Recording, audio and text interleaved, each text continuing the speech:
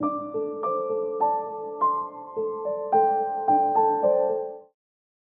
agora, nesse momento, vamos abrir a leitura do texto da pregação, 2 Reis, capítulo 17.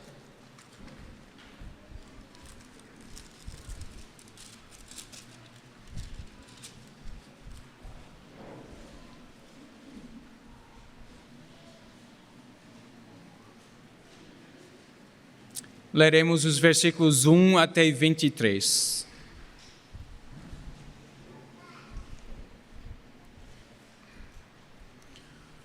No ano 12º de Acais, rei de Judá, começou a reinar Oseias, filho de Elá, e reinou sobre Israel em Samaria 9 anos. Fez o que era mal perante o Senhor, contudo não como os reis de Israel que foram antes dele. Contra ele subiu Salmaneser, rei da Assíria.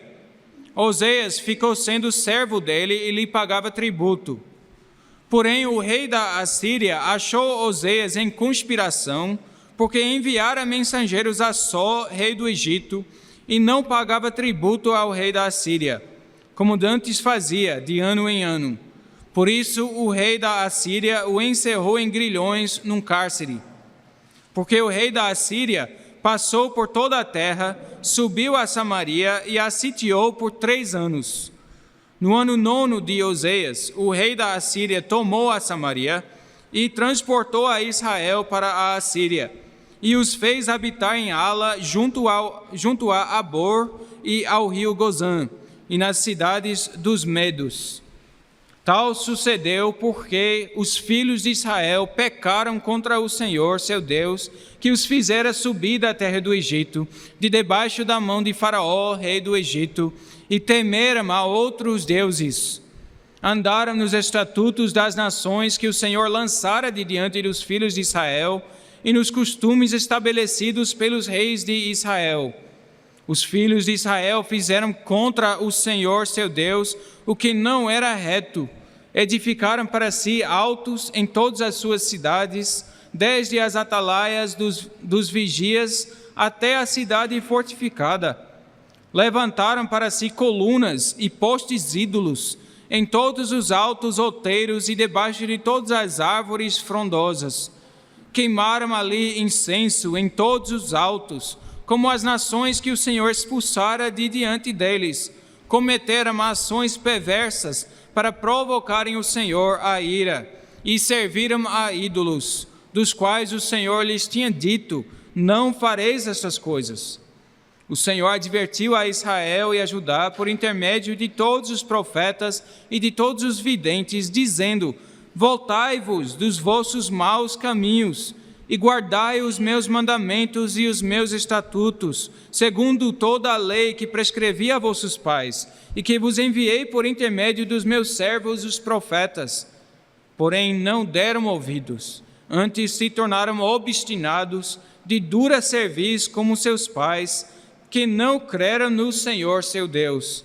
Rejeitaram os estatutos e a aliança que fizera com seus pais, como também as suas advertências com que protestara contra eles. Seguiram os ídolos e se tornaram vãos, e seguiram as nações que estavam em derredor deles, das quais o Senhor lhes havia ordenado que não as imitassem.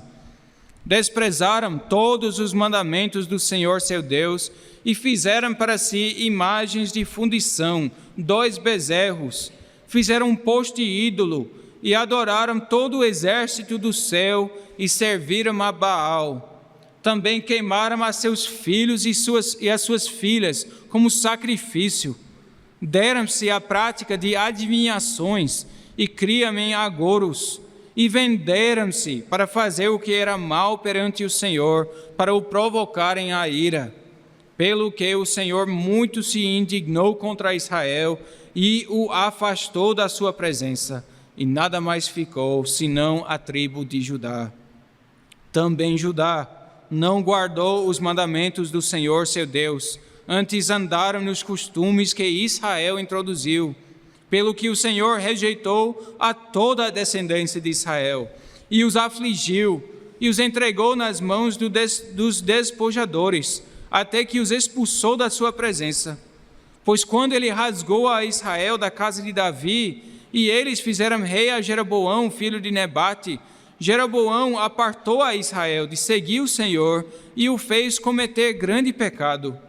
Assim andaram os filhos de Israel em todos os pecados que Jeroboão tinha cometido, nunca se apartaram deles, até que o Senhor afastou a Israel da sua presença, como falara pelo ministério de todos os seus servos, os profetas. Assim foi Israel transportado da sua terra para a Assíria, onde permanece até ao dia de hoje. O texto da pregação é o mesmo que acabamos de ler. Irmãos em nosso Senhor Jesus Cristo, este é um texto crítico, um texto muito importante no livro dos Reis. Cada capítulo que vem antes de 2 Reis 17 se conduz a este momento na história de Israel. Tudo culmina aqui. Nesse sentido, é até um capítulo difícil de pregar em um só sermão, porque ele vem resumindo, coletando todos os pecados que foram contados nos capítulos anteriores. Muitos dos pontos levantados aqui não teremos nem tempo de extrair e mostrar em detalhe. Mas em vez de olhar a todos os detalhes, nós devemos olhar, como o próprio texto nos orienta, ao processo geral que levou a Israel a apartar-se de Deus. Devemos pensar sobre esse trágico declínio que aconteceu em Israel, essa decadência espiritual que cresceu e que levou a este dia de juízo. E devemos fazer a pergunta, como o texto nos leva a fazer: como isso aconteceu em Israel, entre o povo que Deus amou e tirou do Egito? Este é justamente o foco deste capítulo. Ele descreve o cerco de Samaria em apenas alguns versículos, nos primeiros 6 versículos do capítulo. E depois, versículo 7 diz: isto aconteceu porque... E depois conta toda a história da decadência espiritual de Israel. E é nisso que nós devemos pensar. Como foi que isso aconteceu? E nós devemos entender isso como uma questão muito relevante para a igreja de hoje também. Não somente relevante, mas até assustador. Como é que o povo da aliança de Deus, o povo a quem Deus verdadeiramente amava e que pelo menos por um tempo parecia amar a Deus também, como é que este povo caiu em uma apostasia e desgraça tão grande para chegar ao ponto que Deus os expulsou da sua presença para sempre? Como isto aconteceu? E se isso pudesse acontecer com eles, será que poderia acontecer conosco também? Devemos fazer essa pergunta. Hebreus 3, versículo 12, diz: tende cuidado, irmãos, jamais aconteça haver em qualquer de vós perverso coração de incredulidade que vos afaste do Deus vivo. O que diz naquele texto é o que nós vemos justamente aqui em 2 Reis 17. É um aviso que a igreja como um todo, deve prestar atenção. E é uma advertência que o autor aos Hebreus diz que deve ser levado não somente pela igreja como um todo, mas por cada um indivíduo. O que aconteceu com Israel aconteceu em outros momentos também da história, com o povo da aliança, com nações também, que eram em nome cristãos, com a igreja de Cristo em alguns lugares desta terra, e também no nível individual, com muitas pessoas também. Então devemos perguntar: como é que aqueles que uma vez, aparentemente, amaram e temeram ao Senhor, agora se encontram tão distantes dele? É uma pergunta que podemos também fazer aos nossos vizinhos. Talvez alguns de vocês tenham vizinhos que dizem que na sua infância eram fiéis na igreja, foram criados dentro da igreja, mas hoje já se passaram 20, 30, 40 anos sem entrar nas portas de uma igreja. Eles perderam a sua identidade cristã. Como isso aconteceu? A resposta que nós vemos em nosso texto se resume em uma só palavra: gradualmente. Gradualmente. E aconteceu porque o coração de incredulidade que Hebreus fala não foi percebido e não foi enfrentado.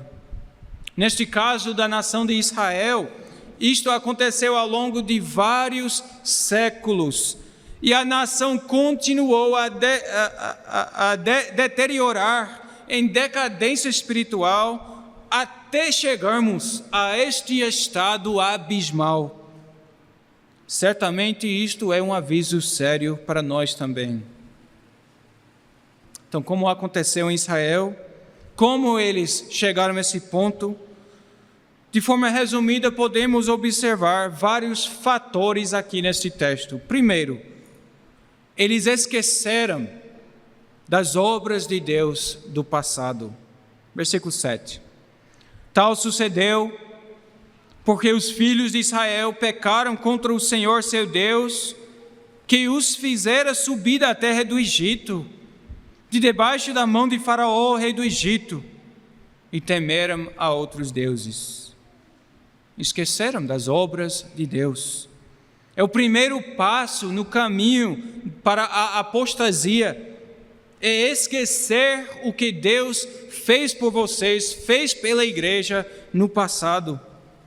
O povo de Israel ou esqueceu, ou não acreditou mais no que Deus tinha feito por eles, trazendo-os do Egito. Muitos séculos já haviam se passado, talvez as histórias contadas por seus pais e seus avós e pelos anciãos de Israel não pareciam mais credíveis, ou talvez simplesmente não se importaram mais, se apaixonaram com o mundo moderno deles. Mas seja qual for a causa do esquecimento, o fato é que eles esqueceram das obras de salvação de Deus, e com isso eles perderam a sua identidade como povo redimido de Deus. E assim acontece também com cristãos hoje.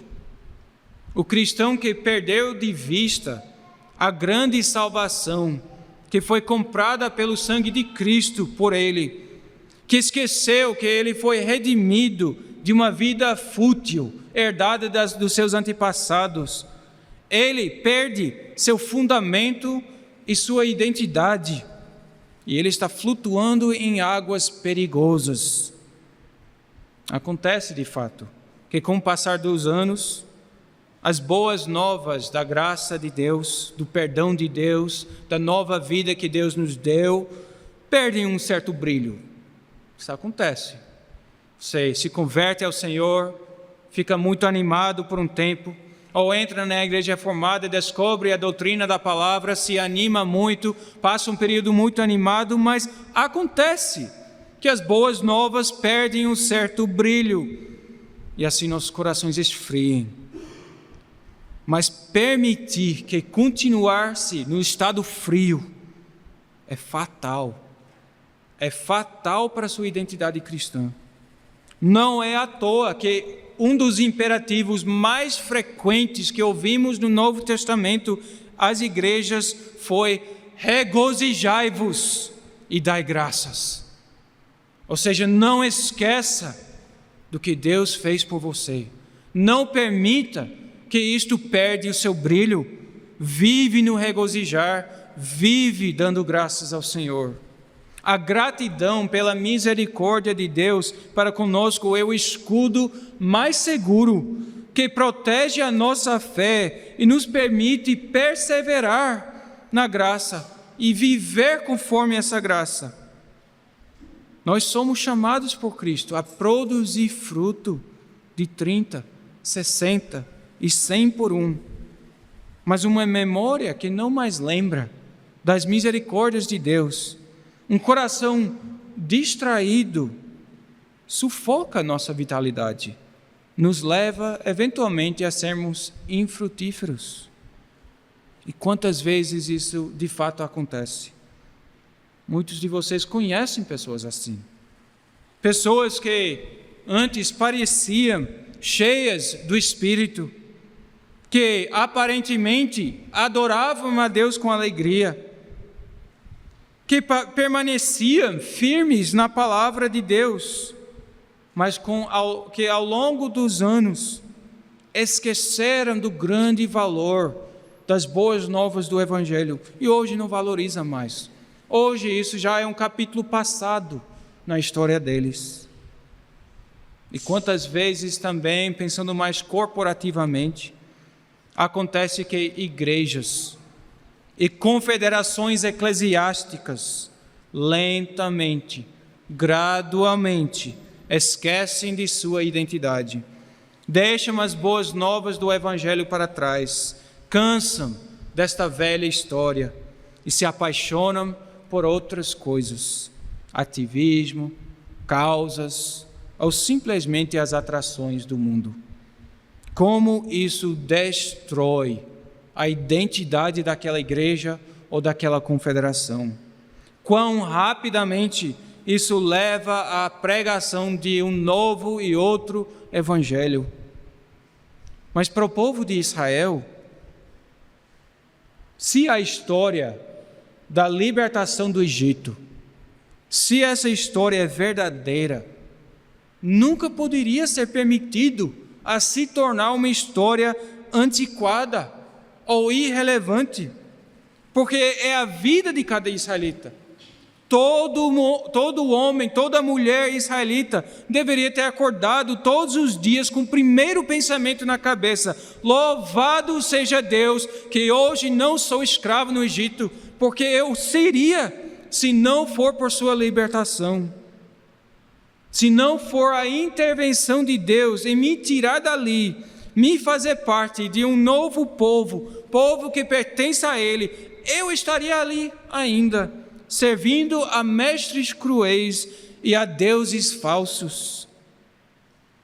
E assim todo cristão hoje deveria acordar com o primeiro pensamento: louvado seja Deus que eu, por natureza que pertencia ao reino das trevas, escravizado ao pecado, perdido espiritualmente e destinado ao julgamento, que eu fui liberto. Louvado seja Deus, que eu fui levado a conhecer a Cristo, para receber através dele o perdão por meus pecados e o dom transformador do Espírito Santo. Graças a Deus pelo dom que eu recebi. O Evangelho nunca pode se tornar antigas novas para nós. No momento em que isso acontecer, nós estamos já em grande perigo. Não somos chamados a retroceder, mas pelo contrário, a avançar e crescer na graça e no conhecimento do nosso Deus.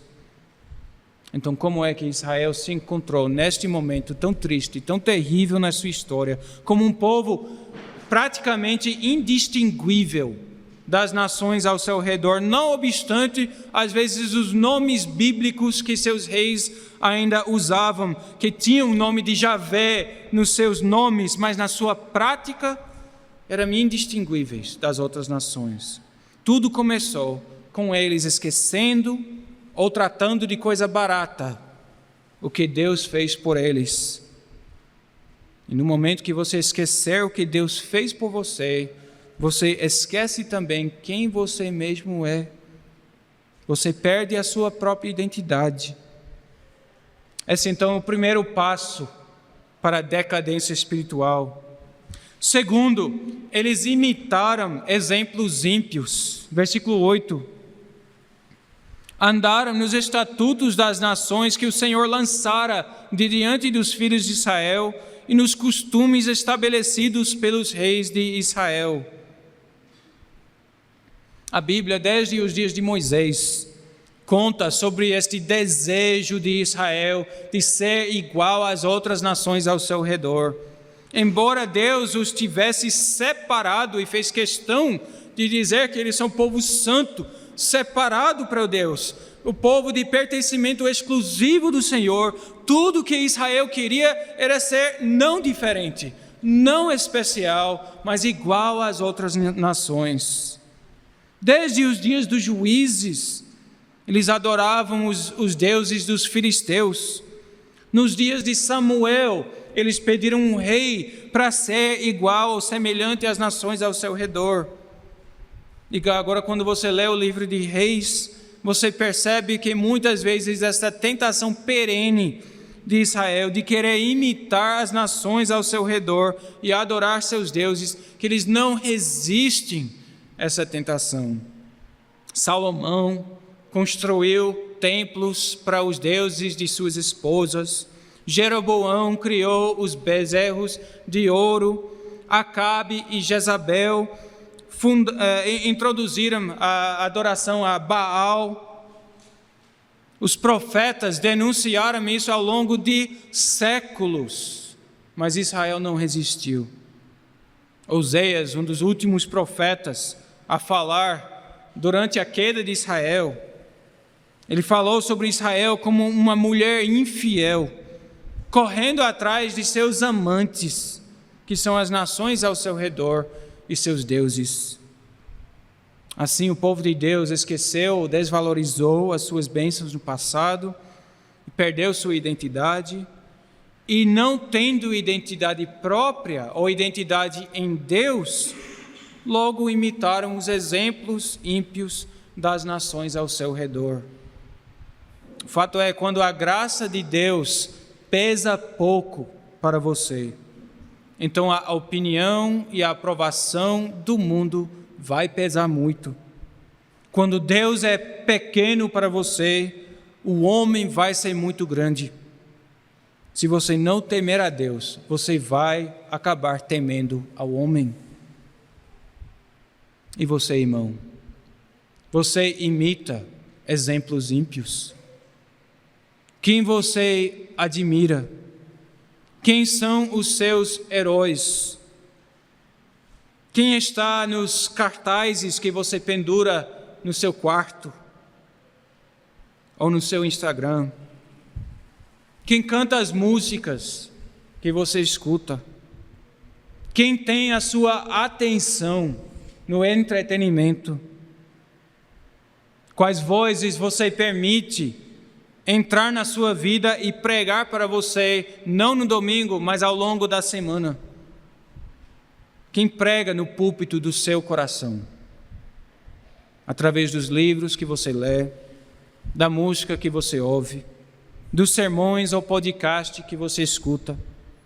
São pessoas que se submetem integralmente à palavra de Deus, que temem ao Senhor, que andam com integridade e que chamam você a andar com maior compromisso, maior fidelidade ao Senhor?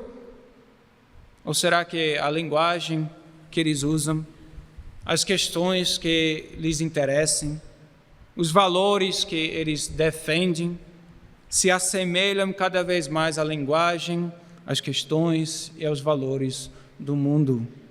Quem você imita? Com quem você quer se parecer mais?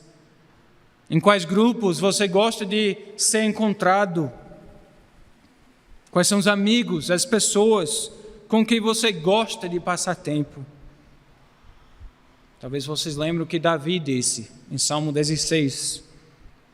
Quanto aos santos que há na terra, são eles os notáveis nos quais eu tenho todo o meu prazer. Que testemunho! Eu quero andar com o povo de Deus. Minha identidade está com o povo de Deus. Então, meus amigos e as pessoas que mais gostam de passar o tempo são eles, porque nós estamos andando juntos, no mesmo caminho, no mesmo sentido. Este é seu testemunho? Você se deleita na companhia daqueles que temem e amam ao Senhor, e você as prefere à companhia dos ímpios. Quem você imita?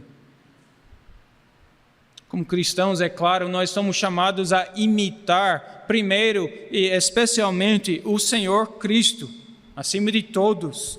É nos passos dele que nós devemos seguir, nós somos discípulos dele. Mas à medida em que nós andamos seguindo o nosso Senhor, há outros que nós, na prática, imitamos. Se seguimos os passos de Cristo, andamos na companhia dos nossos irmãos que também estão seguindo nos passos de Cristo. E seguimos os bons exemplos dos líderes, daqueles que vieram antes de nós, seguindo também nos passos de Cristo. Assim o apóstolo Paulo, em Filipenses 3, versículo 17, diz: irmãos, sede imitadores meus, e observai os que andam segundo o modelo que tendes em nós. Olhando ao redor, que exemplos você identifica na sua vida, que você diz, estes são exemplos para mim, que eu sigo, busco andar como eles andam? São homens e mulheres de fé, de coragem em Cristo? Ou são pessoas que pertencem ao reino das trevas? Então, como Israel chegou a este ponto em 2 Reis 17, primeiro eles esqueceram ou desvalorizaram a graça de Deus que lhes foi mostrada no passado.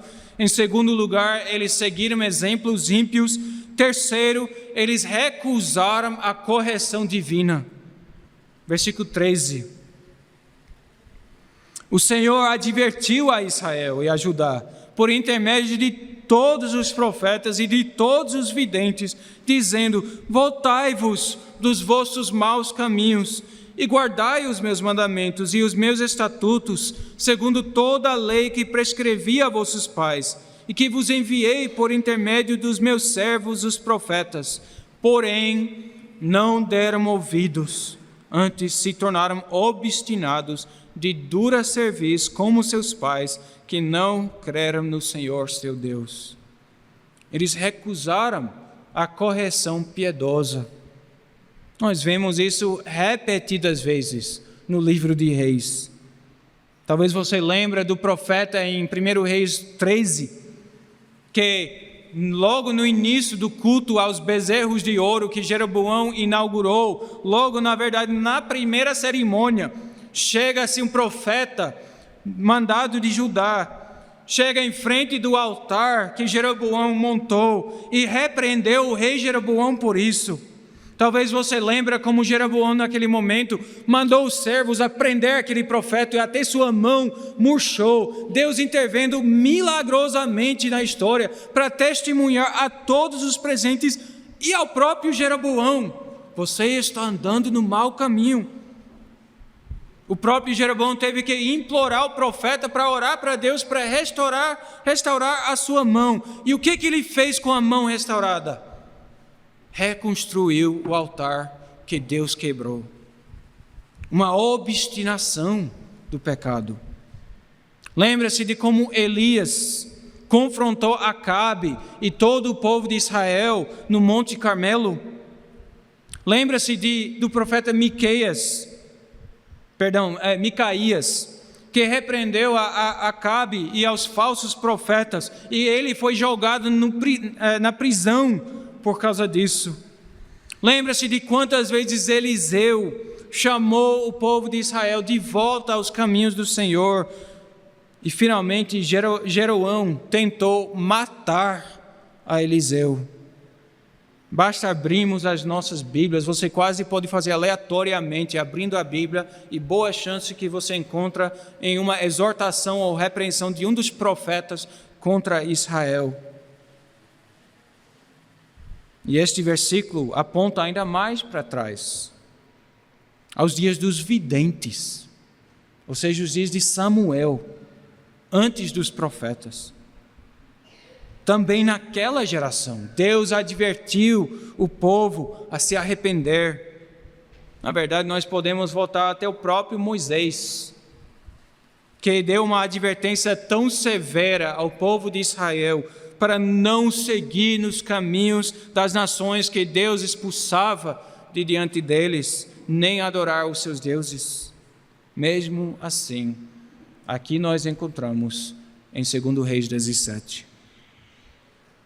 Aqui versículo 14 chama de Israel de obstinado e de dura cerviz. A imagem de uma dura cerviz faz a gente pensar de uma cabra, um jumento, que quanto mais você puxa para frente, mais ele endurece o pescoço para não se mover, não quer ser levado por ninguém para onde ele não quer ir sozinho. A correção enviada por Deus é a última linha de defesa contra a apostasia espiritual. É a última linha de defesa. Por isso nós temos que estar dispostos e ternos a receber essa correção, porque depois disso não há mais proteção. Por isso a sabedoria para receber correção é um dos maiores temas do livro de Provérbios. Provérbios 3, versículo 11. Filho meu, não rejeites a disciplina do Senhor, nem te enfades da sua repreensão. Provérbios 6, 23. As repreensões da disciplina são o caminho da vida. Provérbios 9, versículo 7. O que repreende o escarnecedor traz afronta sobre si, e o que censura o perverso, a si mesmo se injuria. Não repreendes o escarnecedor, para que te não aborreça, mas repreende o sábio, e ele te amará. Dá instrução ao sábio, e ele se fará mais sábio ainda. Ensina ao justo, e ele crescerá em prudência. Mais um, Provérbios 15, versículo 10. O que odeia a repreensão morrerá. Isso que nós vemos em 2 Reis 17. Odiaram uma repreensão e morreram. Novamente, o autor aos Hebreus escreve: tende cuidado, irmãos, jamais aconteça haver em qualquer de vós perverso coração de incredulidade, que vos afaste do Deus vivo. Pelo contrário, exortai-vos mutuamente, cada dia, durante o tempo que se chama hoje, a fim de que nenhum de vós seja endurecido pelo engano do pecado. O pecado engana. A pessoa ouvindo a repreensão, enganado por seu pecado e por seu orgulho, e pensa: como ousa me repreender? Hebreus diz aqui: seja humilde e exortai-vos uns aos outros, para que ninguém caia neste engano. A história da apostasia de Israel é a história cheia de correção que não foi recebida. Então pergunto a vocês, irmãos e mães, vocês recebem correção? Você ouve quando cristãos, especialmente seus pastores e presbíteros, que Deus colocou sobre você, quando eles te corrigem e te admoestam, você se humilha diante da correção e se submete a ela? Ou você endurece o serviço? Você recua contra a correção? Ou você, pior, vai na ofensiva? Você dá trabalho e tristeza para aqueles que tentam te corrigir? Todo mundo sabe que correção é difícil de receber, mas correção é difícil de dar também. Eu creio que é a responsabilidade mais pesada, mais dura do presbítero, que sempre é mais fácil simplesmente deixar para lá e não fazer nada, porque você não arruma briga com o seu próximo. Assim, certamente teria sido mais fácil para os profetas. Mais fácil era ficar calado. Mais fácil é não ser jogado no cárcere. ou pior, morto, como muitos foram.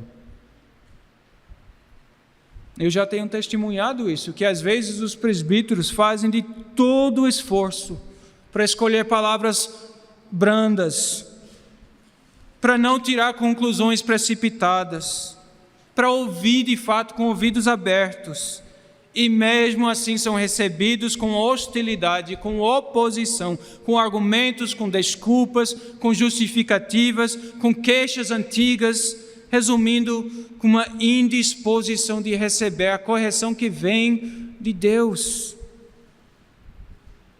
Às vezes é mais sutil também. Você vê isso também nos reis. Às vezes a correção é muito gentilmente, graciosamente recebida, mas não obedecida. Muita educação, palavras bonitas, mas enfim, nenhum fruto. Jeroão era um dos mestres deste tipo de rejeitar correção. Às vezes também a correção é simplesmente ignorada, porque o povo de Deus simplesmente desprezaram os profetas. Eles os consideraram antiquados, fanáticos, mente fechados, e acharam motivos para nem dar ouvidos. Mas independentemente de como alguém foge da correção, seja com hostilidade ou com indiferença, o resultado vai ser o mesmo. Ele o faz para seu próprio prejuízo. O que odeia a repreensão morrerá. Ele não se ajuda. Essa correção muito bem pode ter vindo de homens que você considera menos inteligentes, menos modernos. Pelo menos eles têm um histórico de temor ao Senhor, de fidelidade a Deus, de amor ao próximo. Pelo menos por isso devem ser ouvidos. E ainda mais importante, foram dados por Cristo para pastorear você. E terão que prestar contas a Deus por isso. Isto merece o seu respeito. Lembre-se também de que Deus não tem obrigação alguma de nos corrigir. Deus não é obrigado a mandar alguém para nos corrigir. Muitos ímpios, Deus simplesmente deixa em sua ignorância, testificando contra eles apenas o conhecimento de Deus que eles têm no seu coração e na natureza. E Deus diz, é suficiente para os condenar. Então, quando Deus manda alguém para sair do caminho, para ir para nós, para nos corrigir, é uma grande misericórdia. E que nós então tenhamos um coração pronto para receber a correção, para meditar, para levar, se você não concorda, para levar em oração diante do Senhor, com coração humilde. Ignorar ou rejeitar a correção bíblica é assinar sua própria sentença de morte espiritual. Sem um coração humilde para receber correção, já estamos perdidos. Então é a última linha de defesa. A nação de Israel falhou em receber a correção até o final. Nós vemos isso também, não somente até 2 Reis 17, mas também depois de 2 Reis 17. Aqui é o final de Israel, das 10 tribos do norte, que nunca voltaram do exílio. Ainda continua-se a história de Judá, e continua por um longo tempo, até em Mateus 23, versículo 37, onde finalmente o último profeta, enviado para Jerusalém, que é o próprio Cristo, chora por eles. Jerusalém, Jerusalém, que matas os profetas e apedrejas os que te foram enviados, quantas vezes quis eu reunir os teus filhos, como a galinha ajunta os seus pintinhos debaixo das asas, e vós não o quiseste. Assim o diácono Estevão pregou também ao povo de Judá em Atos 7, contando a longa história de Judá rejeitar a correção. E ele concluiu com palavras que ecoam aqui as palavras de 2 Reis 17.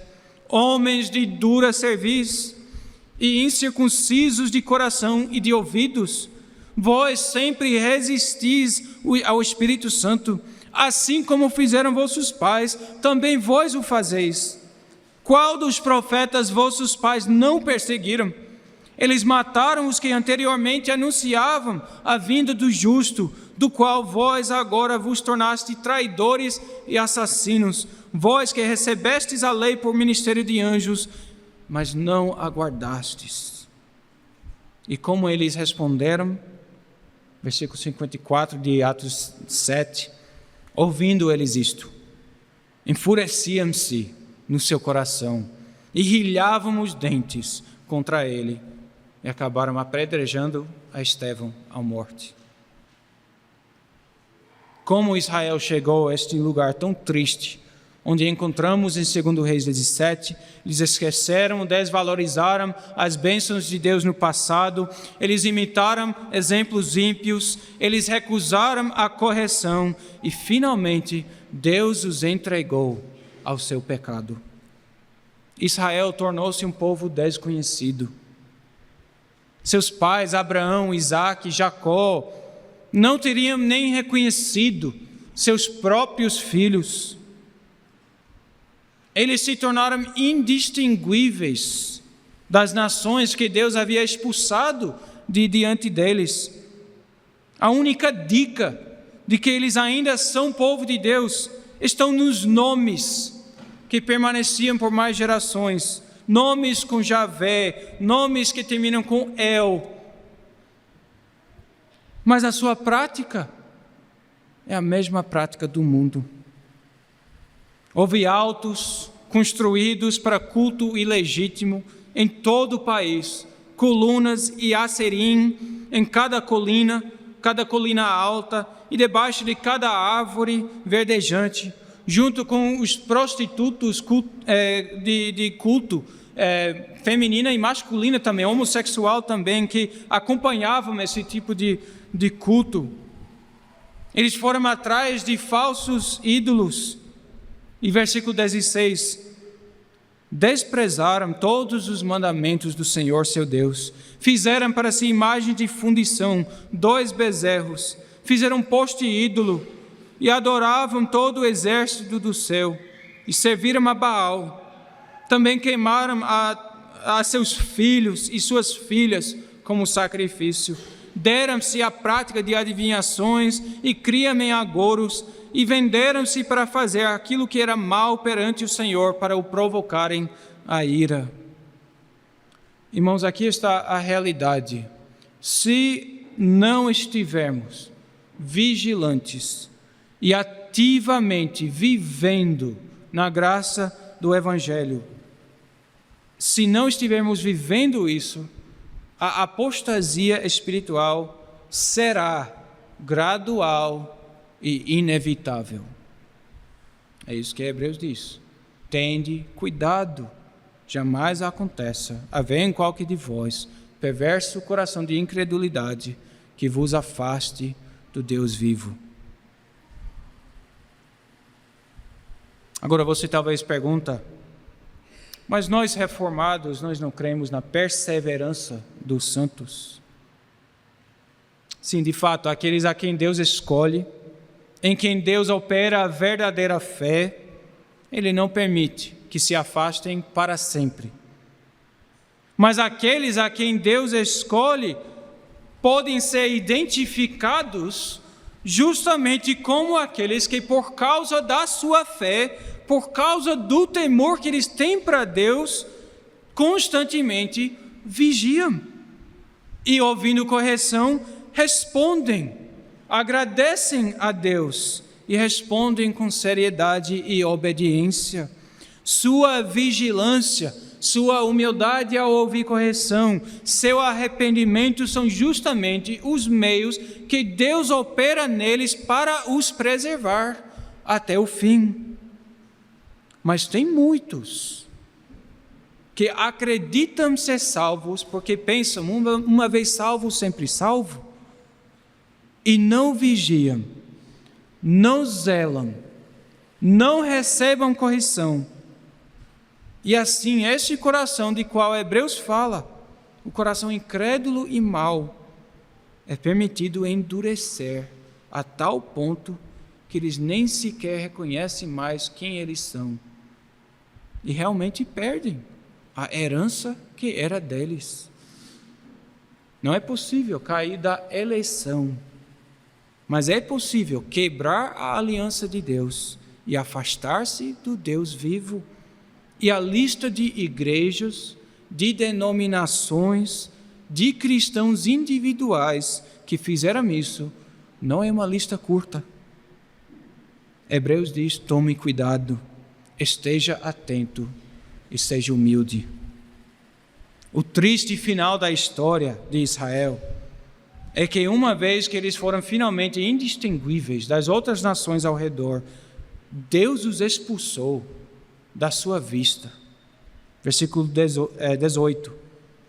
Pelo que o Senhor muito se indignou contra Israel e o afastou da sua presença, e nada mais ficou senão a tribo de Judá. E são más notícias também para Judá, porque cada uma das coisas que são mencionadas aqui sobre Israel do norte também são faladas sobre Judá no sul. Israel, por sua parte, nunca voltou do exílio. Eram de fato perdidos, cortados da aliança permanentemente. Nunca houve uma recuperação. Foram espalhados entre as nações e deixaram de existir. Talvez você pode dizer o que voltou eram os samaritanos, uma mistura de babilônios com israelitas, porque os israelitas casaram com os babilônios e os assírios. O que voltou era um povo misto. Nós vemos de fato no Novo Testamento, Deus ainda lembra desse povo, ainda tem misericórdia desse povo, mas era um povo misto. O resto do livro dos Reis agora é sobre Judá. De capítulo 18 para frente é só Judá. E infelizmente a história de Judá mostra o mesmo declínio constante. Agora é importante notar que não existe um capítulo como este que conclui a história de Judá.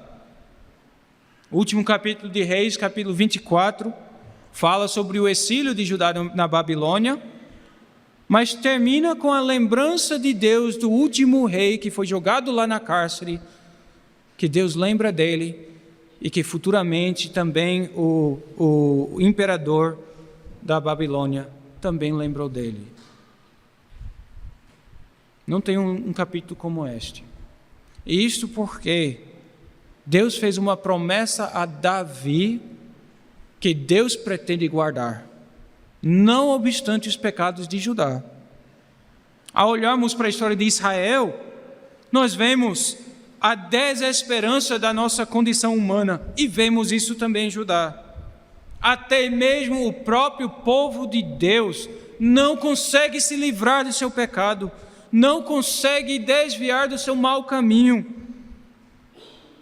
E em Judá vemos a mesma coisa, mas em Judá nós vemos a constante lembrança da promessa que Deus fez a Davi.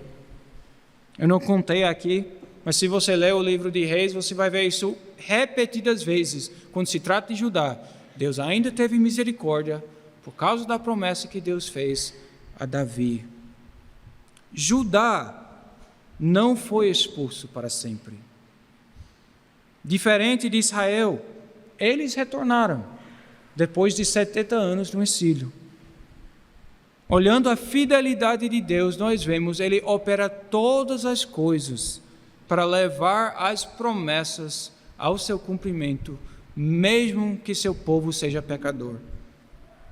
Mesmo que Judá foi igualmente culpado como Israel em todos os sentidos, chegando a todo o mesmo extremo de pecado que Israel também chegou. Deus tinha planos para Judá, para preservar Judá, que através de Judá virá o Messias. que libertará o povo de Deus da sua miséria. E é justamente ali que nós precisamos concluir por hoje. Irmãos e irmãs, o juízo de Deus é real. Isso que nós vemos aqui neste capítulo. Veja e trema, porque isto seria você e seria eu, a parte da graça de Deus. Isto deve nos fazer tremer e orar para que Deus nos preserve e nos guarde. Mas é justamente por causa da nossa desesperança, da nossa impotência para nos salvar, ou até de nos evitar cair por nossa própria força. É por causa disso que Deus enviou o seu Filho a este mundo para ser o Israel que Israel nunca foi, e através dele para criar um novo povo ao qual nós pertencemos. Como diz Paulo em Romanos 8, a fim de que finalmente o preceito da lei se cumprisse em nós, que não andamos segundo a carne, mas segundo o Espírito.